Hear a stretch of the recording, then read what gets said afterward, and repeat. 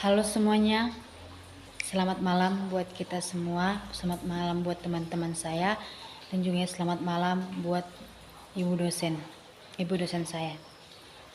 Di sini saya akan memaparkan atau menjelaskan catatan kita pada hari Kamis tanggal 28 November 2024, di mana saat itu pertemuan ke-10.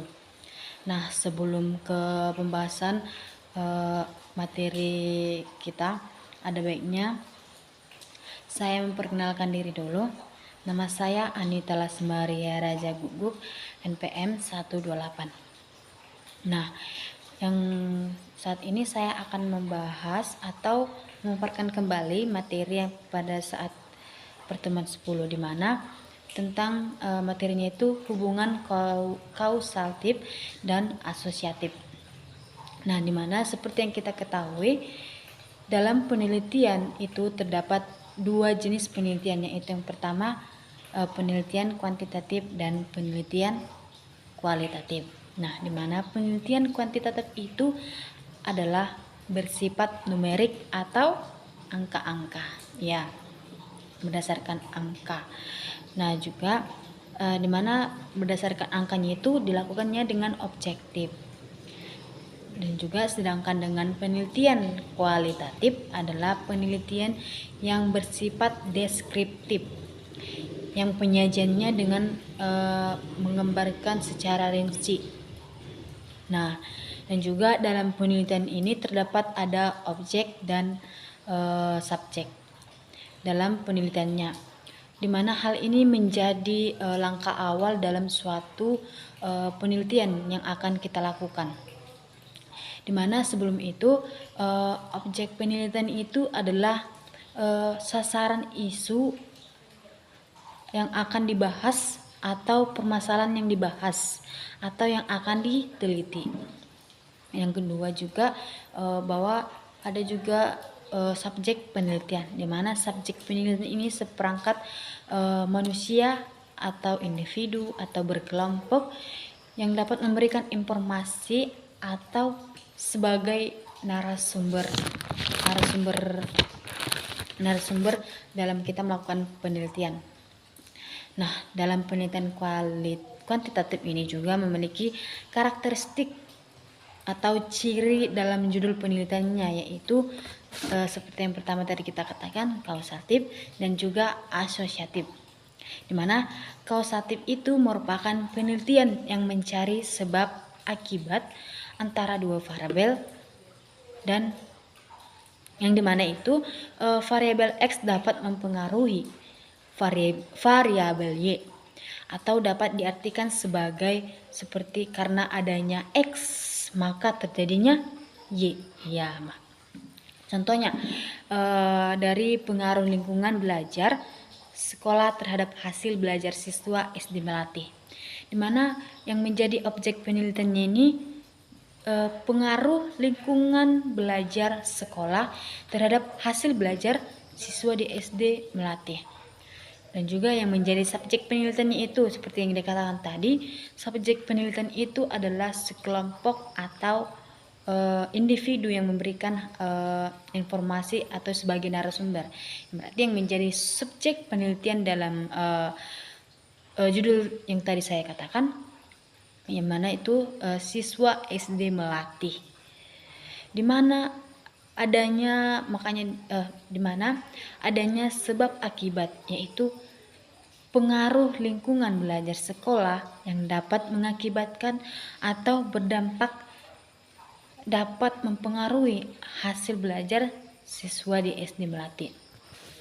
Nah, yang selanjutnya itu kita akan membahas tentang asosiatif, yaitu asosiatif mencari hubungan antara dua variabel, di mana kita diibaratkan mencari terdapat dua variabel, di mana kita mencari tahu tentang variabel satu, contohnya variabel satu dengan variabel lain. Nah, setelah itu kita melihat apakah ada hubungan antara variabel 1 dengan variabel 2. Nah, contohnya hubungan antara latar belakang, yang pertama itu latar belakang pekerjaan orang tua, dan juga yang satu dengan motivasi belajar siswa di kelas 4 SDX ya, SDX, dimana subjeknya yang menjadi subjeknya itu orang tua kelas 4 tadi ya, 4 SD, dan juga siswa kelas 4 SDX. Nah, yang menjadi objeknya hubungan antara latar belakang pekerja orang tua siswa di kelas 4 SDX dengan motivasi belajar siswa di kelas 4 SDX.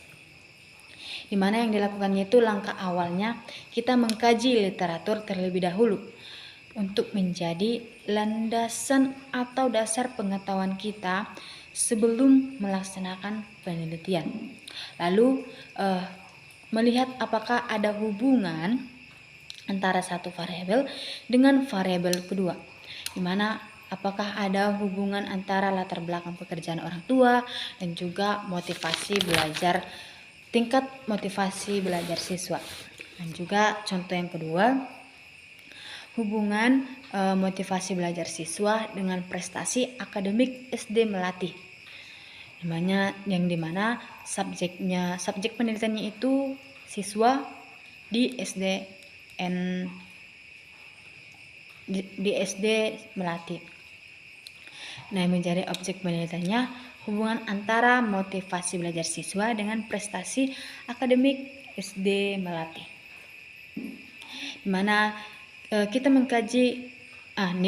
mengkaji literatur terlebih dahulu tentang teori-teori motivasi belajar siswa berdasarkan para ahli ataupun pendapat lainnya, dan juga teori-teori prestasi akademik siswa juga berdasarkan para ahli yang sebagai landasan atau dasar pemahaman kita, dan juga kita dapat membedakan atau mengetahui secara detail apa itu motivasi belajar dan prestasi akademik siswa.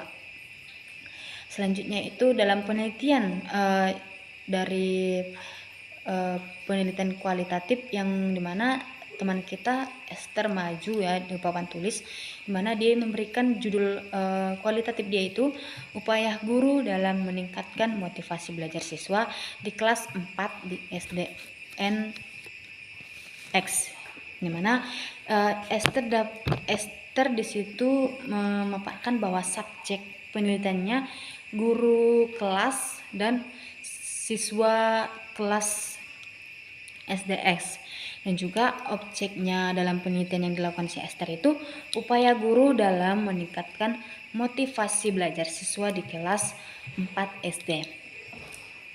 Nah, setelah dilakukannya itu ibu dosen kita juga memaparkan bahwa definisi operasional yaitu penjelasan yang memberikan pengertian mengenai istilah-istilah yang digunakan dalam penelitian, mana penjelasannya secara spesifik atau detail, dan juga bisa dikatakan tidak ambigu, sehingga dapat memberikan penjelasan atau gambaran secara sejelas-jelasnya.